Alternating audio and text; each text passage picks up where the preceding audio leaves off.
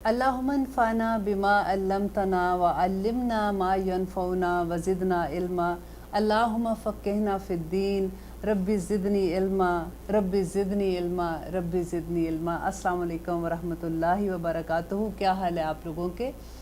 ابھی تک ہم الحمدللہ سورۃ بقرہ کی 40 آیت پہ ہیں ہم آج، اور اس سے پہلے ہمیشہ کی طرح میں یہ کہوں گی کہ ہم تھوڑا سا ریکیپ کر لیتے ہیں کہ ابھی تک ہم نے کیا پڑھا تھا، تاکہ آپ لوگ بھولے نہیں، کیونکہ سورۃ بقرہ اتنی لمبی ہے کہ جب ہم بعض دفعہ ہم نے سمجھ نہیں آتی ہے کہ اس میں اندر کیا کیا احکامات ہیں۔ جیسے میں نے شروع میں کہا کہ بعض مفسرین نے یہاں تک کہا ہے کہ سورۃ بقرہ میں 1000 کے قریب احکامات ہیں۔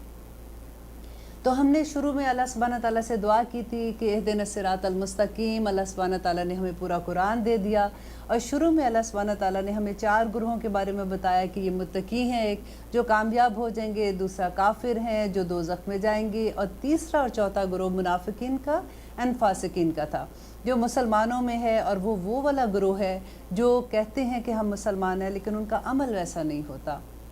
اور چوتھا گروہ جو فاسق کا تھا وہ ہیں جو کہتے ہیں کہ ہم مسلمان ہیں لیکن کھلے عام غلط کام کرتے ہیں اور اس پہ شرمندہ بھی نہیں ہوتے۔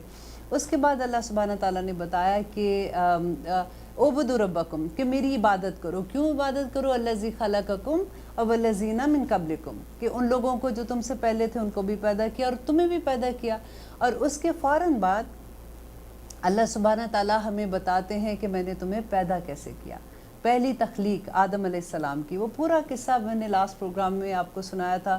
اس اے بیوٹیفل قصہ کہ کس طرح سے اتنی عزت دے کے اللہ سبحانہ تعالیٰ نے اتنی تحریم کے ساتھ ہمیں پیدا کیا، اور پھر اللہ سبحانہ تعالیٰ اب پہلے مذہب کی بات کر رہے ہیں کہ دنیا میں پہلا مذہب جو آیا تھا، اور باقاعدہ جو کتابیں نازل ہوئی، توراۃ تھی، زبور تھی، انجیل تھی، کہ کس طرح سے اللہ تعالیٰ نے پیغمبر بھیجے۔ وہ جو پہلا ریلیجن تھا اس کے بارے میں یہ ہے کہ ہم آیت نمبر 40 میں پڑھ رہے ہیں کہ یا بنی اسرائیل۔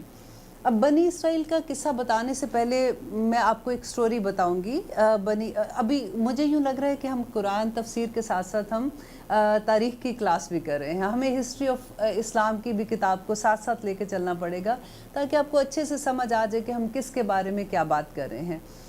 پہلے آدم علیہ السلام کا جب قصہ پڑھا تھا تو پھر پتہ چلتا ہے او اچھا، اللہ سبحانہ تعالیٰ نے ہمیں ایسے پیدا کیا تھا، پھر یہ جنت میں بھیجا تھا، پھر جب دنیا میں بھیجا تو اللہ تعالیٰ نے یہ بات ہمیں کہی تھی۔ اسی طرح سے جب بنی اسرائیل کا قصہ بیان کر رہے ہیں تو میں آپ کو اس کی بھی ہسٹری آج سناتی ہوں۔ مجھے لگتا ہے کہ آج کے پروگرام میں ہم صرف ہسٹری کی کلاس ہی کر کے واپس چلے جائیں گے، لیکن میں کوشش کروں گی کہ میں اس کو تھوڑا شارٹ کر سکوں۔ وجہ یہ ہے بتانے کی کہ جب آپ کو پتہ چلتا ہے کہ ہوا کیا تھا، یہ قوم کیسے بنی تھی، کیسے نبوت ملی تھی، یہ سارا کچھ کیسے ہوا تھا، تو پھر اور بھی مزہ آتا ہے اس قصے کو سمجھنے میں، کیونکہ پورے قرآن میں ایک یہودیوں کے بارے میں آپ پڑھیں گے کہ بنی اسرائیل کون تھے، یہودی کون تھے، ان کو کیوں یہودی کہا جا رہا تھا، نصارہ کون تھے، عیسائی کو نصارہ کہتے ہیں، اور مسلمان کیا تھے۔ یہ 3 بڑی قومیں ہیں جن کے بارے میں ہم بار بار پڑھیں گے۔ تو اسرائیل جو ہے یہ ایکچولی عبرانی زبان کا لفظ ہے۔ اسرا کہتے ہیں بندے کو، ایل کہتے ہیں اللہ کو۔ تو جیسے ہم عربی زبان میں عبداللہ کہتے ہیں، یا اردو میں ہم کہیں گے کہ اللہ کا بندہ، تو اسی طرح سے بنی جو ہے وہ بیٹے کو، تو اللہ سبحانہ تعالیٰ یہاں پہ جو پکار رہے ہیں کہ یا بنی اسرائیل، اے اسرائیل کے بیٹو، تو یہ بالکل ویسے ہی ہے جیسے کوئی کسی کو پکارتے ہوئے کہے کہ جیسے آپ کے باپ کا نام یا میرے باپ کا نام فار ایگزامپل طفیل ہے، طفیل کی بیٹی، تو وہ محبت بھی ہوتی ہے اور اس میں تنبیہ بھی ہوتی ہے۔ تو اسی طرح سے اللہ سبحانہ تعالیٰ یہاں پہ جب ہمیں بنی اسرائیل کا پورا قصہ سنائیں گے، وہاں پہ کوئی شکایت نہیں ہے۔ یہ بالکل ایسے ہی ہے جیسے ایک ماں محبت سے اپنے بچے کو پکار کہتی ہے کہ بیٹا تمہارے بھائی نے یہ کام کیا تھا، یا بزنس میں اس طرح سے دوسرے لوگوں کے ساتھ کیا تھا، ان کو یہ نقصان پہنچا، تم ایسے نہ کرنا، یا اس نے یہ کام کیا تھا تو ان کو یہ اس سے تکلیف ہوئی تھی تو تم نہ کرنا۔ بالکل وہی چیز آپ اپنے مائنڈ میں رکھیے گا کہ اللہ سبحانہ تعالیٰ ان ساری، ابھی یہ 10 رکوع آئیں گے جو بنی اسرائیل کے بارے میں ہیں، جس میں اللہ سبحانہ تعالیٰ ہمیں بتاتے ہیں کہ اللہ نے کیسے کیسے ان پہ نعمتیں عطا کی تھی، کیسے کیسے ان پہ اپنے فضل کیے تھے، اور انہوں نے کیسے کیسے اللہ کی نافرمانیاں کی تھی۔ ہمیں آج یہ دیکھنا ہے کہ آج جب ہم امت محمدی ہیں، ہم مسلمان ہیں، تو کیا ان میں سے کون کون سی ایسی چیزیں ہیں جو آج ہم کر رہے ہیں، اور ہم اللہ سبحانہ تعالیٰ کے غضب کے، اللہ نہ کرے کہ ہم ضالین میں شامل ہو جائیں یا اللہ تعالیٰ کا غضب ہم پہ آ جائے۔ اب ابراہیم جو بنی اسرائیل تھے، یہ قوم جب حضرت ابراہیم علیہ السلام کے دو بیٹے تھے، اسماعیل اور اسحاق علیہ السلام۔ اسماعیل علیہ السلام جو تھے ان کی والدہ کا نام جو تھا وہ ہاجرہ تھا، اور اسحاق علیہ السلام کی ماں کا نام سارہ تھا۔ یہ حضرت ابراہیم کی دو بیویاں تھیں جن میں سے ان کی دو اولادیں تھیں، اور یہ دونوں اولادیں حضرت ابراہیم کو بڑھاپے میں ملی تھیں۔ جب اسماعیل علیہ السلام پیدا ہوئے تو اللہ سبحانہ تعالیٰ کی طرف سے حکم آ گیا کہ ان کو مکہ کی طرف چھوڑ کے آنا ہے۔ اب آپ دیکھیے کہ ذرا امیجن کیجئے کہ بڑھاپے کی اولاد، اور وہ بھی پھر حکم آ جائے کہ اب ان کو ایسی جگہ پہ چھوڑو جہاں پہ کوئی آبادی نہیں ہے، کوئی کچھ نہیں ہے۔ اب ابراہیم علیہ السلام کو اللہ تعالیٰ نے ویسے ہی نہیں قرآن پاک میں کہا کہ خلیل اللہ ہیں، اللہ کے دوست ہیں وہ۔ ابراہیم علیہ السلام اپنے بیٹے کو لیتے ہیں اور اپنی بیوی کو لیتے ہیں، اور وہ جا کے مکہ کی طرف ہجرت کرتے ہیں، ان کو لے کے جاتے ہیں وہاں پہ۔ ان کے پاس کیا تھا؟ ایک پانی کا مشکیزہ تھا، کچھ کھجوریں تھی۔ وہاں پہ جب چھوڑ کے آتے ہیں، جب وہ واپس آ رہے ہوتے ہیں تو بی بی ہاجرہ ان کے پیچھے بھاگتی ہیں اور ان کو کہتی ہیں کہ آپ ہمیں کہاں چھوڑ کے جا رہے ہیں؟ وہ آگے سے کوئی جواب نہیں دیتے۔ وہ کہتی ہیں کہ جب تیسری دفعہ وہ پوچھتی ہیں تو ان کو یہ کہتی ہیں کہ کیا یہ آپ کے اللہ کا حکم ہے؟ تو ابراہیم علیہ السلام ہاں میں سر ہلاتے ہیں۔ تو بی بی ہاجرہ کہتی ہیں کہ اگر تو یہ آپ کے رب کا حکم ہے نا تو مجھے کوئی اعتراض نہیں ہے اس پہ، انشاءاللہ آپ کا رب جو ہے وہ ہمیں ضائع نہیں کرے گا۔ اب یہاں پہ دیکھیں کہ بی بی ہاجرہ کا صبر، کین یو امیجن؟ آپ دیکھیں یہ انسانوں کی بات ہو رہی ہے نا، یہ فرشتے تو نہیں اترے تھے کہ کس طرح سے، کیونکہ نوح علیہ السلام کے زمانے میں جب سیلاب آیا تھا تو ساری دنیا بہا کے لے گیا تھا، اور اس وقت یہ تھا کہ مکہ میں جو کعبہ تھا وہ بھی بہہ گیا تھا پانی میں، تو کوئی چیز نہیں تھی۔ آپ اگر مکہ میں کبھی گئے ہیں عمرہ حج کرنے کے لیے، آپ نے دیکھا ہوگا کہ وہاں پہ پہاڑ کس طرح کے، اندھیری راتیں اور وہ پہاڑ اور وہ سارا کچھ۔ اب بی بی ہاجرہ واپس آ جاتی ہے۔ اب ابراہیم علیہ السلام کی بھی فرما برداری دیکھیے کہ ان کو حکم ہوا اور کس طرح سے اپنی اولاد اور بیوی کو وہاں پہ چھوڑ کے چلے گئے۔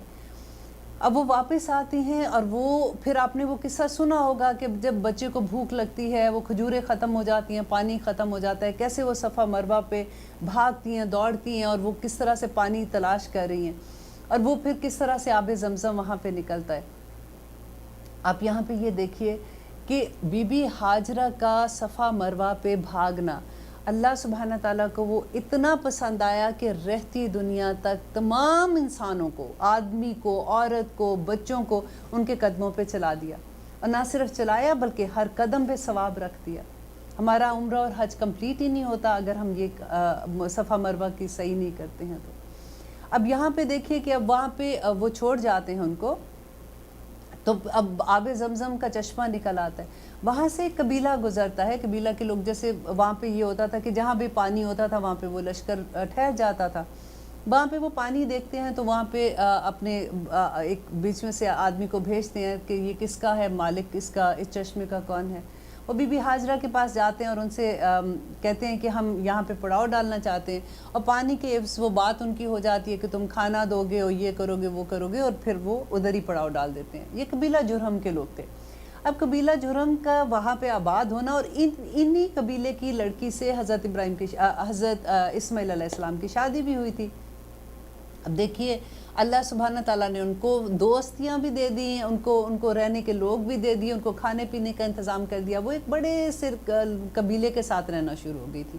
اب یہ سٹوری، اب دیکھیے نبی صلی اللہ علیہ وسلم کے نبوت سے پہلے اب یہاں پہ کوئی نبی نہیں ہے، ٹھیک ہے، آلموسٹ آپ سوچیں 4000 سال کا عرصہ گزر گیا، یہاں پہ کوئی نبی نہیں آئے، اور اسی لیے نبی صلی اللہ علیہ وسلم کو امی بھی کہا جاتا ہے کہ یا ان کے پاس کوئی علم نہیں تھا، اور اس طرح سے ان کا قبیلہ چلتا رہا۔ انشاءاللہ جہاں پہ وہ سٹوری آئے گی، یہ والی شاخ انشاءاللہ ہم وہاں پہ ڈسکس کریں گے۔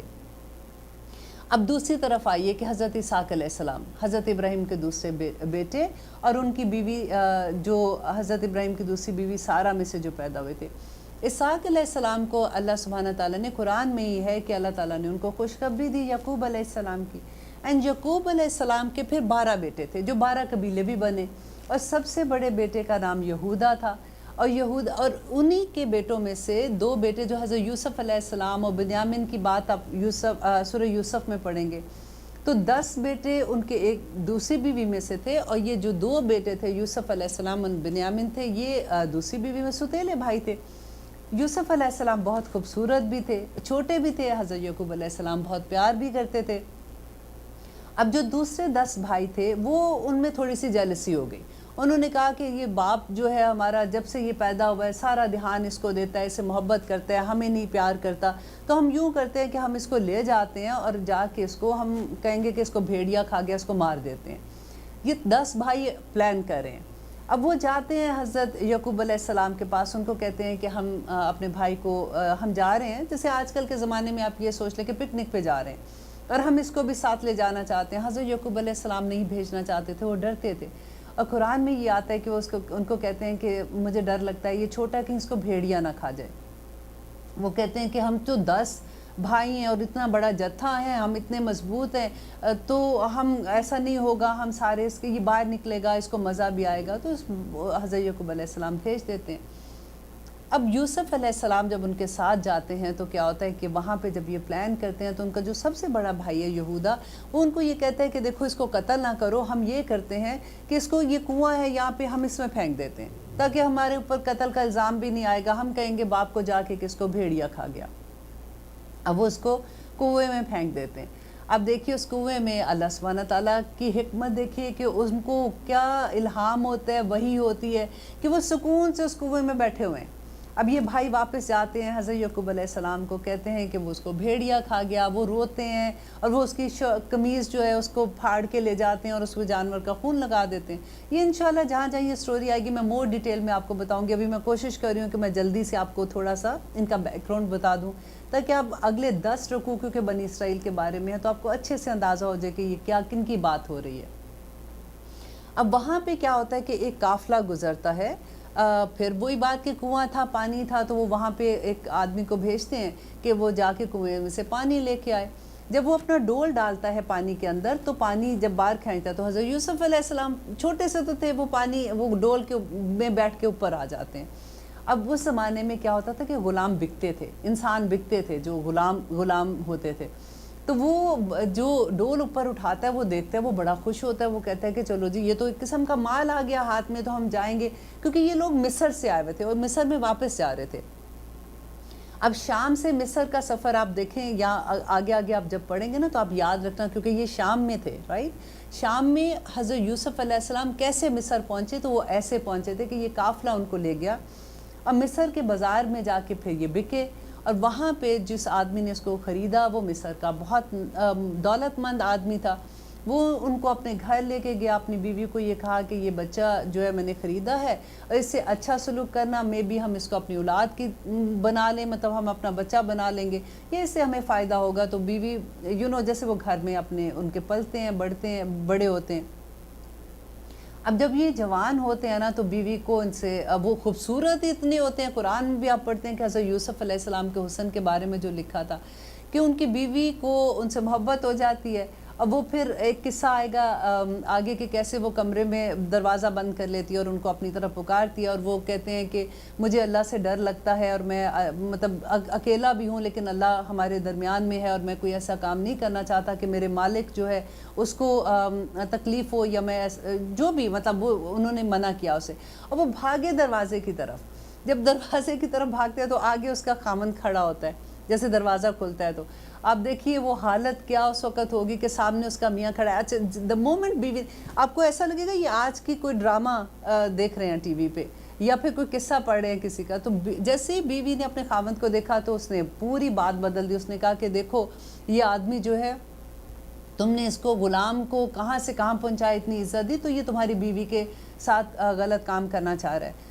تو خیر اینی وے شارٹ کرتے ہوئے میں سناتی ہوں کیونکہ انشاءاللہ یہ سٹوری جہاں پہ آئے گی وہاں پہ میں آپ کو ڈیٹیل بتاؤں گی کہ ان کو جیل ہو جاتی ہے حضرت یوسف علیہ السلام کو. اب یوسف علیہ السلام جیل میں بھی جاتے ہیں تو وہ اپنی تبلیغی وہاں پہ کرتے ہیں. وہاں پہ کیا ہوتا ہے کہ جو مصر کا بادشاہ ہے اس کے 2 نوکر وہاں پہ آتے ہیں، قید ہو کے آتے ہیں. وہ حضرت یوسف علیہ السلام سے باتیں بھی سنتے ہیں، ان کو پتہ ہوتا ہے کہ یہ ایک نیک بندہ ہے. وہ اللہ سبحانہ تعالیٰ کی بارے میں ان کو بتاتے ہیں، تبلیغ بھی کرتے ہیں. اب کیا ہوا یہ آپ سنتے رہیے. لیتے ہیں چھوٹی سی بریک، پھر انشاءاللہ آپ کو یہ قصہ میں آگے لے کے جاؤں گی. آپ سن رہے ہیں قرآن میری زندگی. ہم قصہ سن رہے ہیں بنی اسرائیل کا کہ وہ کیا تھے اور کیسے وہ مصر تک پہنچے. اب یوسف علیہ السلام جب قید میں تھے تو وہ جو 2 قیدی ہیں جو بادشاہ کے غلام تھے وہ وہاں پہ تھے، اور وہاں پہ کیا ہوتا ہے کہ ان میں سے ایک جو قیدی تھا اس کو ایک خواب آتا ہے. وہ یوسف علیہ السلام کے پاس جاتے ہیں اور اپنی خواب کی تعبیر پوچھتے ہیں، کیونکہ یوسف علیہ السلام کو اللہ سبحانہ تعالیٰ نے خواب کی تعبیر کا بھی علم دیا تھا. وہ جب ان کو بتاتے ہیں کہ اس خواب کی یہ تعبیر ہے اور وہ واقعی سچ ہو جاتی ہے، پھر وہ کیا ہوتا ہے کہ جب وہ چھٹ کے واپس جاتے ہیں تو وہاں کا جو بادشاہ اس کو ایک خواب آتا ہے. وہ لوگوں کو بلاتا ہے، اپنے مشیر کو بلاتا ہے، ان سے پوچھتا ہے، کسی کو خواب کی تعبیر نہیں سمجھ آتی ہے. تو اس بندے کو یاد آتا ہے جو جیل سے آیا تھا کہ وہاں پہ ایک آدمی تھا جو یوسف کے نام سے تھے، اور وہ اس طرح سے خوابوں کی تعبیر بتاتے تھے. وہ بادشاہ کو بتاتے ہیں، وہ کہتے ہیں اچھا تم ان کے پاس جاؤ اور پوچھ کے آؤ. وہ خواب کی تعبیر بتاتے ہیں تو یوسف وہ بڑا خوش ہوتا ہے بادشاہ، وہ ان کو جیل سے بلا لیتے ہیں اور پھر ان کو کہتے ہیں کہ اب تم کیا چاہتے ہو، میں تمہیں کیا انعام دوں. تو حضرت یوسف علیہ السلام نے، کیونکہ وہ خواب آئے گا انشاءاللہ وہاں پہ میں اس کی بھی آپ کو ڈیٹیل بتاؤں گی کہ ان کو قحط آپ پر آ جائے گا ان کے مصر میں، اس کے بارے میں وہ خواب تھا.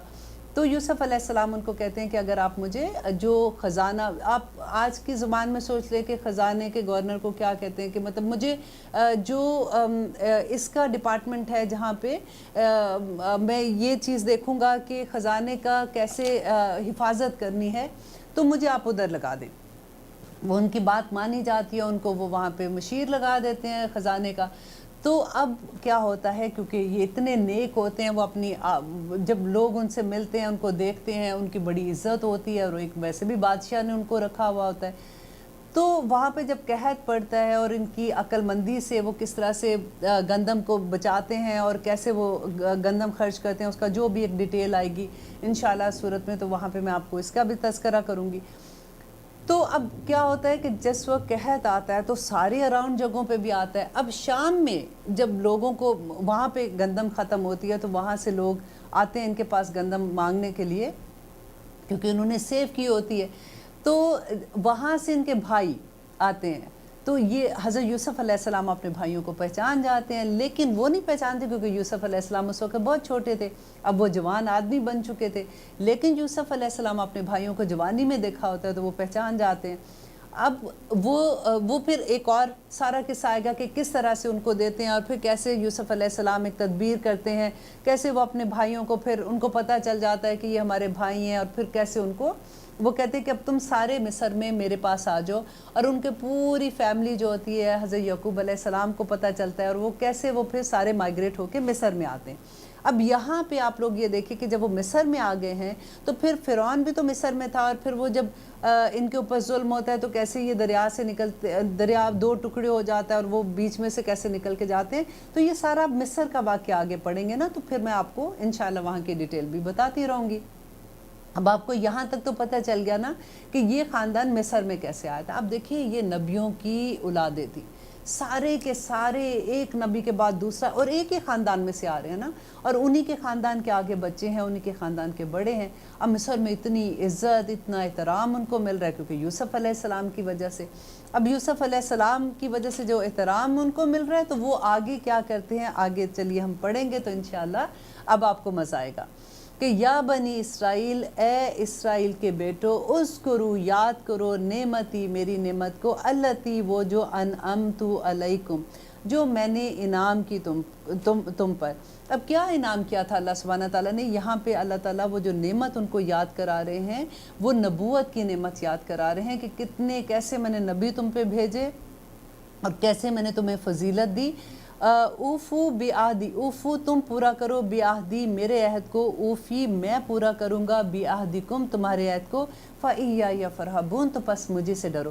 دیکھیں فَإِيَّايَ فَارْهَبُونَ آپ کو یاد ہے ہم نے پڑھا تھا إِيَّاكَ نَعْبُدُ وَإِيَّاكَ نَسْتَعِينُ، یہ وہی والی بات ہے کہ صرف إِيَّاكَ نَعْبُدُ، صرف ہم تیری ہی عبادت کرتے ہیں. ہم نے عہد کیا تھا نا، تو یہاں پہ بھی دیکھیے وہی آ گیا فَإِيَّايَ فَارْهَبُونَ، صرف مجھے سے ڈرو. اور اگلی آیت میں بھی اسی کے ملتا جلتا لفظ آئے گا انشاءاللہ، وہاں پہ میں آپ کو بتاؤں گی.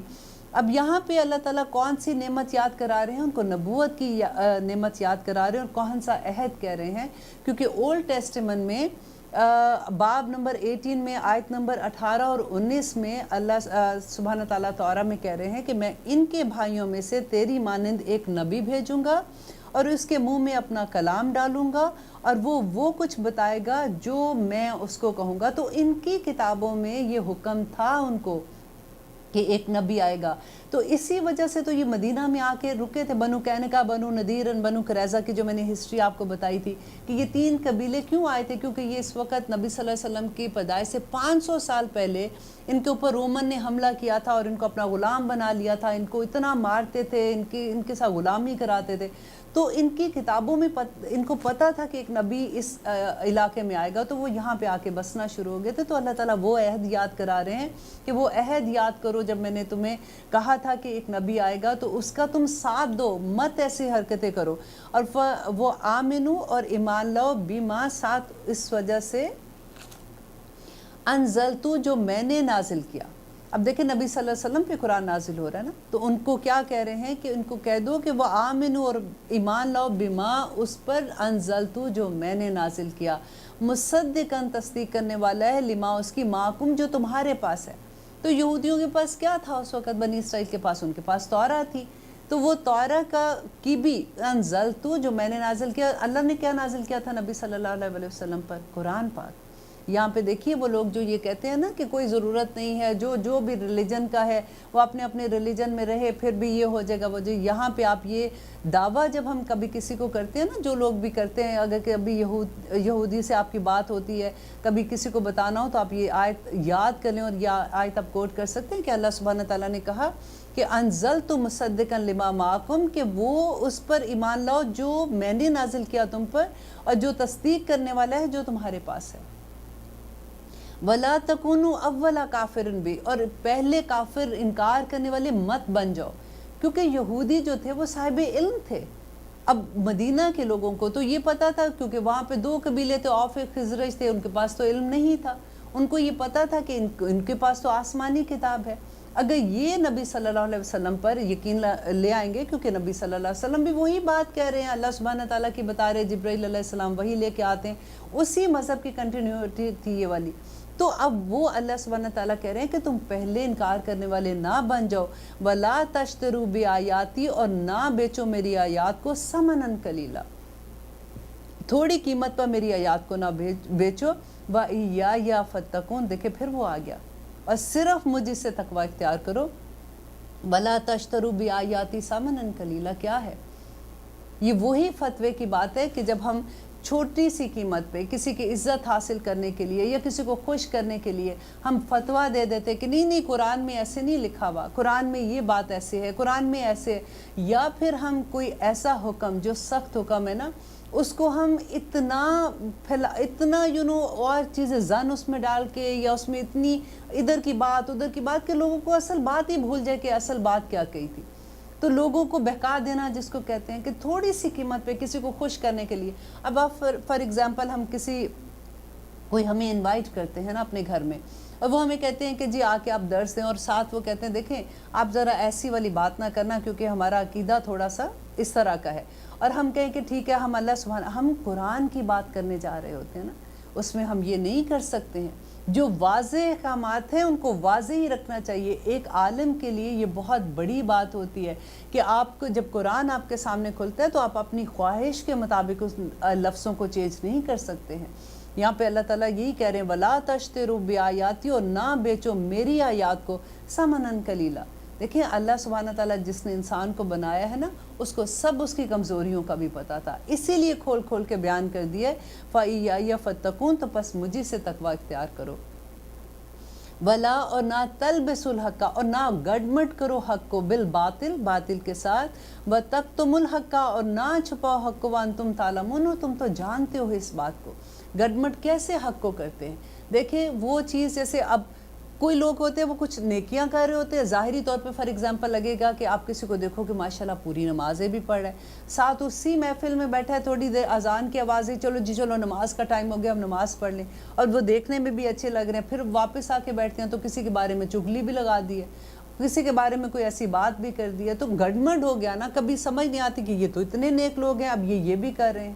तो वो भी वला तलबिसुल हक़ का बिल बातिल, और ना गडमट करो हक को, सच्चाई को बातिल के साथ ना मिलाओ, वतक्तुमुल हक़, और ना छुपाओ हक को। जो हक है वो हक है, जैसे कहते हैं जन्नत हक है, दोज़ख हक है, क़यामत हक है, हर चीज़ ये हक है। अल्लाह सुब्हानहू तआला ने बहुत वाज़ेह तौर पे बता दी, ये सिर्फ बनी इसराइल के लिए नहीं है, ये आज के मुसलमान के लिए भी यही बात है कि हमें देखना है कि हम कहाँ पे हक को और बातिल को आपस में मिला रहे हैं। हम दरमियान का रास्ता कहते हैं ना कि नहीं बड़ी आसानी, बस दरमियान का रास्ता पकड़ो, ऐसे तो नहीं हो सकता, हम ऐसी ज़िंदगी तो नहीं गुजार सकते हैं। तो वला तलबिसुल हक़्क़ बिल बातिल व तक्तुमुल हक़्क़ व अंतुम तालमून, तुम जानते हो। वाक़ीमुस सलात, और नमाज कायम करो। देखिए ये हुक्म किसको दिया जा रहा है, ये उस वक़्त उनकी तौरा में भी यही हुक्म दिया गया था, ये जो बनी इसराइल हैं ये उनको भी यही हुक्म था कि वाक़ीमुस सलात, और नमाज कायम करो, वातुज़ ज़कात, और ज़कात दो, वरकाऊ मा राकीन, और रुकू करने वालों के साथ रुकू करो। अब देखिए नमाज का तो जिक्र आ ही गया था, वो दोबारा से वरकाऊ मा राकीन क्यों कहने की ज़रूरत थी। अब वो लोग जो बाजमात नमाज को कहते हैं ना कि नहीं बाजमात नमाज का नहीं हुक्म है, ये वाली आयत याद कर लें, वरकाऊ मा राकीन, ये अकेले तो नहीं है, माँ साथ रुकू करने वालों के, ये हुक्म इनको भी था। आपको याद है जब नबी सल्लल्लाहु अलैहि वसल्लम मेराज पे गए थे तो हज़रत मूसा अलैहिस्सलाम ने क्या कहा था, जब उन्होंने कहा कि अब मुझे शर्म आती है, अब मैं वापस नहीं जाऊंगा, अब मैं अल्लाह ताला ने 5 नमाज़ें कर दी हैं, अब बस ठीक है मेरे लिए, तो हज़रत मूसा अलैहिस्सलाम ने कहा था कि नहीं आप वापस जाएं और अल्लाह ताला से कहें कि और कम कर दे, क्योंकि मेरी उम्मत ने जो उनको नमाज़ों का हुक्म था उन्होंने उतनी भी नहीं पढ़ी थी, और मुझे पता है कि लोग क्या करेंगे। तो नबी सल्लल्लाहु अलैहि वसल्लम ने कहा था कि अब नहीं मैं वापस जाऊंगा, अब मैं इसी पे खुश हूँ। और अल्लाह सुब्हानहू तआला ने कहा था कि तुम जितनी ये 5 नमाज़ों में भी अल्लाह सुब्हानहू तआला उतना ही अजर देंगे जितना अल्लाह ताला ने पहली दफ़ा हुक्म दिया था कि इतनी नमाज़ें पढ़नी चाहिए। वाक़ीमुस सलात, और नमाज कायम करो।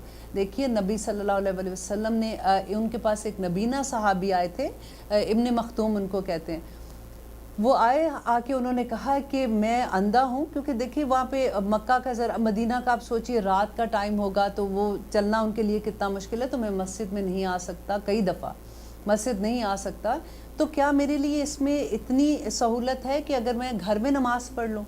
तो नबी सल्लल्लाहु अलैहि वसल्लम ने पहले कहा ठीक है, क्योंकि वो नबीना थे, लेकिन जैसे ही वो जाने लगे तो नबी सल्लल्लाहु अलैहि वसल्लम ने उनको वापस बुलाया, तो उनको कहा कि आप मुझे ये बताइए क्या आपके घर में नमाज की अज़ान की आवाज़ जाती है। तो उन्होंने कहा कि हाँ। तो उन्होंने कहा कि अगर जाती है फिर आपके लिए कोई इसमें गुंजाइश नहीं है, आपको मस्जिद में ही आके नमाज़ पढ़नी पड़ेगी।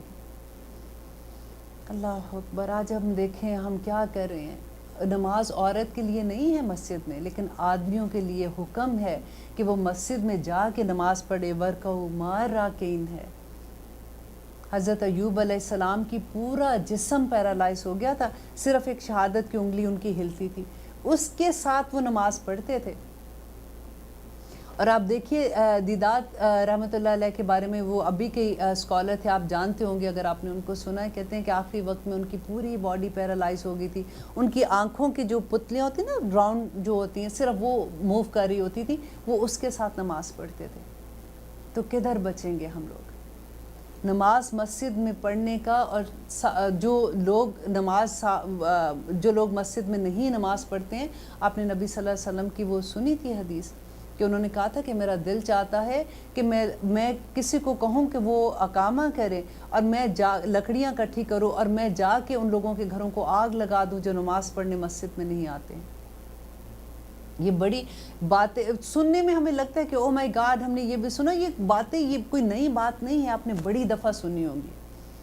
लेकिन देखिए इसके बावजूद हमारे बेटे हमारे खामंद घरों में होते हैं, हमने कभी ये सोचा है कि हम क्या आहिस्ता आहिस्ता कहने से होता है ना। अगर देखिए मेरा खामंद जो है वो किसी माँ का तो बेटा था, कभी अगर उनको नहीं कहा तो हम अपने बच्चों के लिए क्या करें।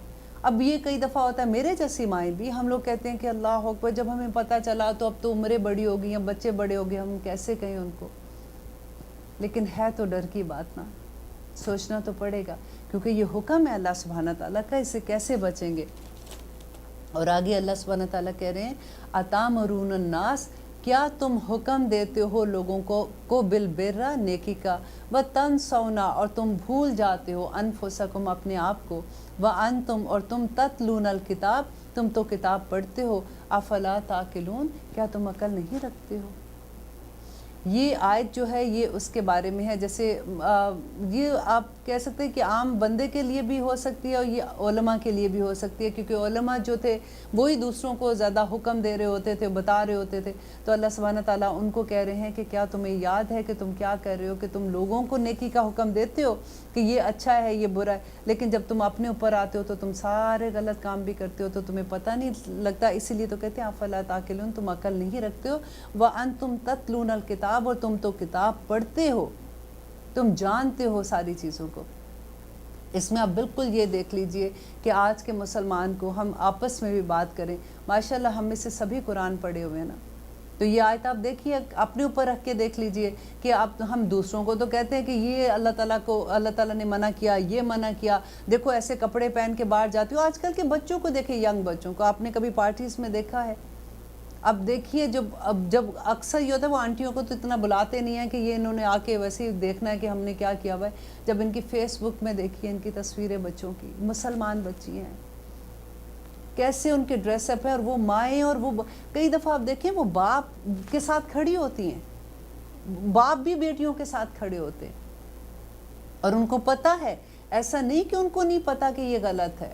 یہ جو کہتے ہیں نا وَأَنْتُمْ تَتْلُونَ الْكِتَابَ تم جانتے ہو اللہ سبحانہ تعالیٰ نے کیا حکم دیا ہے، افلا تعقلون تم عقل نہیں رکھتے ہو، وَاسْتَعِينُوا بِالصَّبْرِ وَالصَّلَاةِ اور اللہ تعالیٰ کہتے ہیں کہ مدد مانگو، پھر یہ ہم جیسی ماؤں کے لیے ہے، جب ہم نے رونا دھونا ڈال دیتے ہیں نا کہ ہائے پتہ ہی اب چلا، اب کیا کریں، اب تو دیر ہوگی، تو اللہ سبحانہ تعالیٰ کہہ رہے ہیں کہ وَاسْتَعِينُوا بِالصَّبْرِ صبر کے ساتھ، اور وَالصَّلَاةِ اور نماز کے ساتھ، انہا لکبیرۃ بے شک یہ بہت بھاری ہے، الا علی الخاشعین مگر خشیت رکھنے والوں کے لیے نہیں ہے، جو اللہ سے ڈرتے ہیں نا ان کے لیے یہ بھاری نہیں ہے نماز پڑھنا۔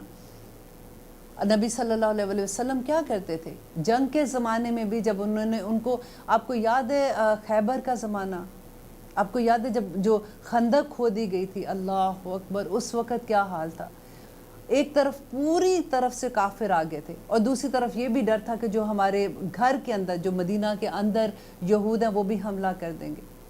نبی صلی اللہ علیہ وسلم کہتے ہیں کہ وہ اس سے خوفناک رات میں نے آج تک نہیں گزاری تھی کہ جب مجھے اندر سے بھی خطرہ تھا اور مجھے باہر بھی خطرہ تھا کہ اگر یہود وہاں سے حملہ کر دیتے ہیں تو پھر کیا ہوگا، کیونکہ صرف عورتیں اور بچے وہ چھوڑ کے آئے تھے اور صرف ایک صحابی چھوڑ کے آئے تھے۔ یہ بھی بڑا خوبصورت قصہ تھا کہ نبی صلی اللہ علیہ وسلم خندق کی جب لڑائی جنگ ہو رہی تھی تو عورتوں کو اور بچوں کو ایک قلعے میں چھوڑ کے آئے تھے، اور وہاں پہ حسان جو تھے اس وقت ایک شاعر تھے، وہ ان کی حفاظت میں چھوڑ آئے تھے۔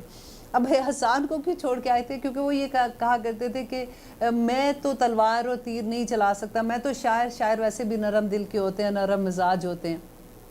اب دیکھیں نبی صلی اللہ علیہ وسلم نے یہ نہیں کہ تم تو منافق ہو، تم یہ نہیں کر رہے ہو، تم اس وقت تو ایک ایک بچے کی بھی ضرورت ہے، ایک ایک انسان کی ضرورت ہے، اور تم کہہ رہے ہو کہ میں نہیں ہتھیار اٹھا سکتا۔ جو انسان کی جو قابلیت ہوتی ہے نا اس کو دیکھنا چاہیے کہ اس کو کیسے ہم استعمال کر سکتے ہیں اللہ کی راہ میں۔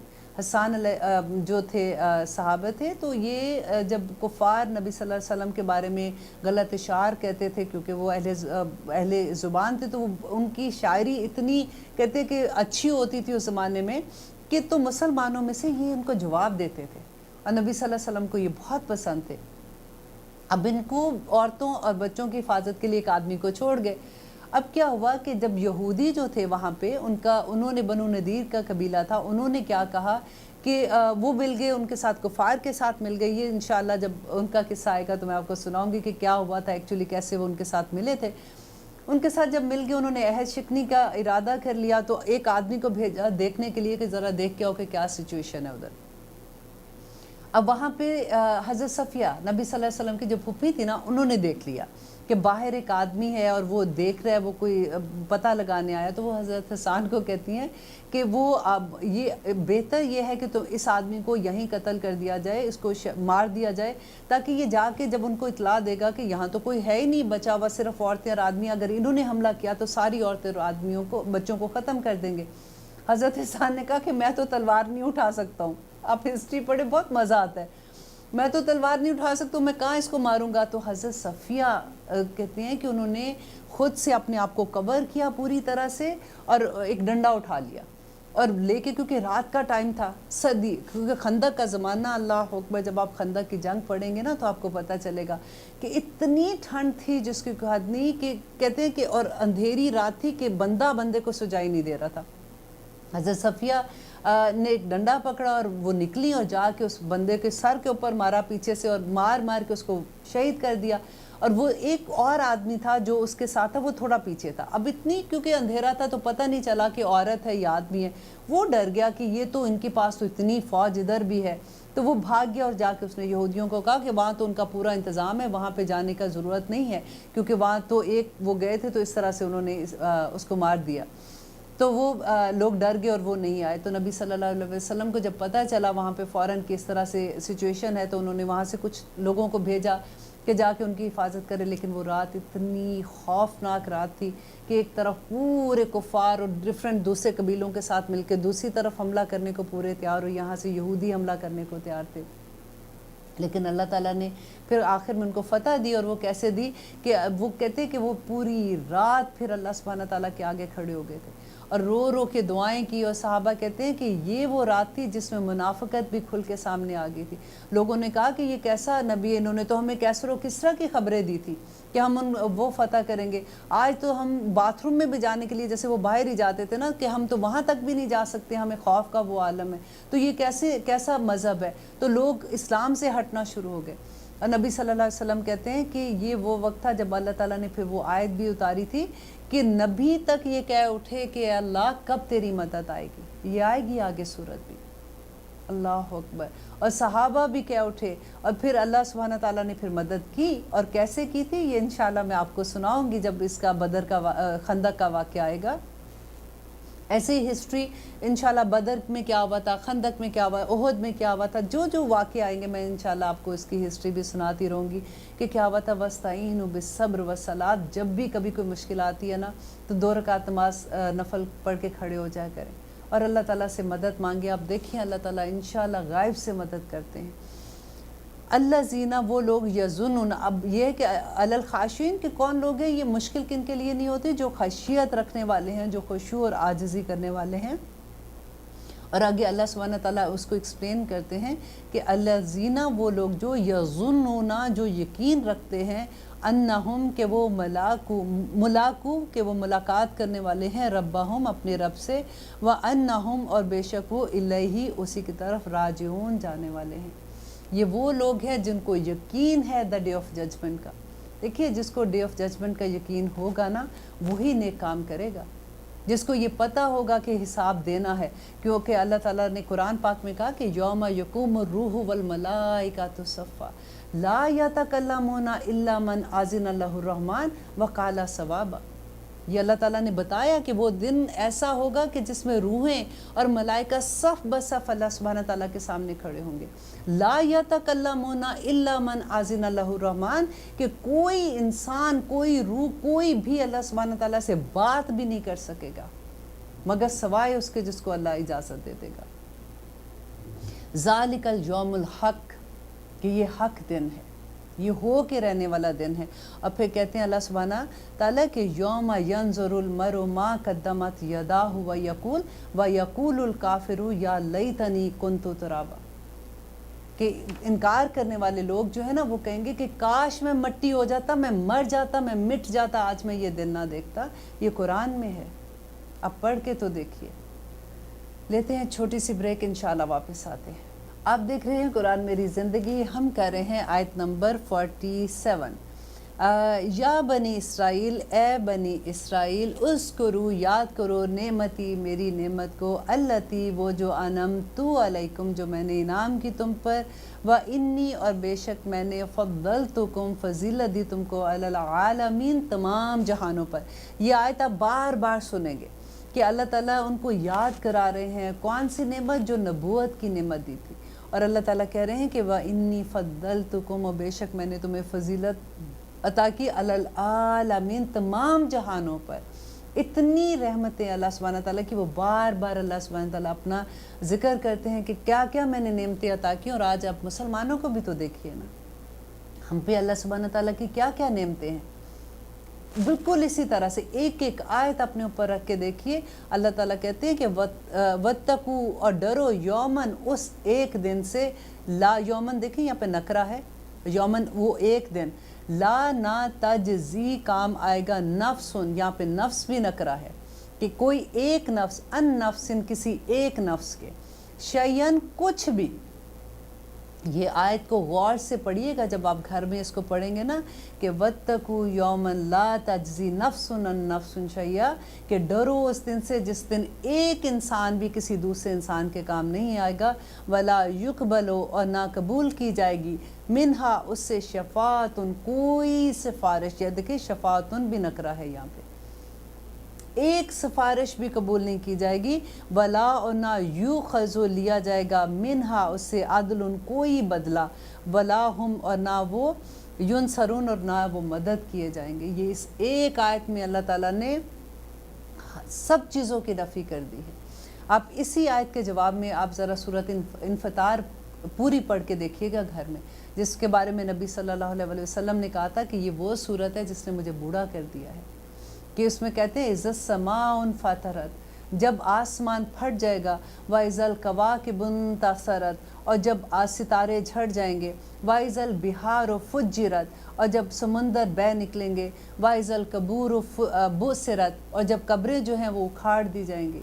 عَلِمَتْ نَفْسٌ مَا قَدَّمَتْ وَأَخَّرَتْ، اور جان لے گا ہر انسان. یہاں پہ دیکھیے عَلِمَتْ نَفْسٌ، یہاں بھی نفس جو ہے نا وہ نکرہ آیا ہے کہ ہر نفس جان لے گا ما قدمت وآخرت، کہ اس نے آگے کیا بھیجا اور پیچھے کیا رکھا تھا.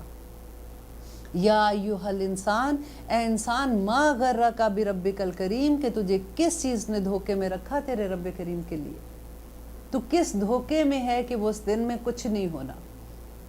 اور اسی صورت میں اللہ سبحانہ تعالیٰ 2 دفعہ کہتے ہیں آگے جا کے کہ کون سا یہ اللہ تعالیٰ کہتے ہیں کہ تم قیامت کے دن کو کہتے ہو کہ یہ دن کیسا ہوگا، اور یہ دن کیسا ہوگا تمہیں یہ پتہ نہیں. ما ادراکا کے لفظ ہے کہ تمہیں تو ادراک ہی نہیں ہے، تمہیں پتہ ہی نہیں کہ وہ دن کیسا ہوگا.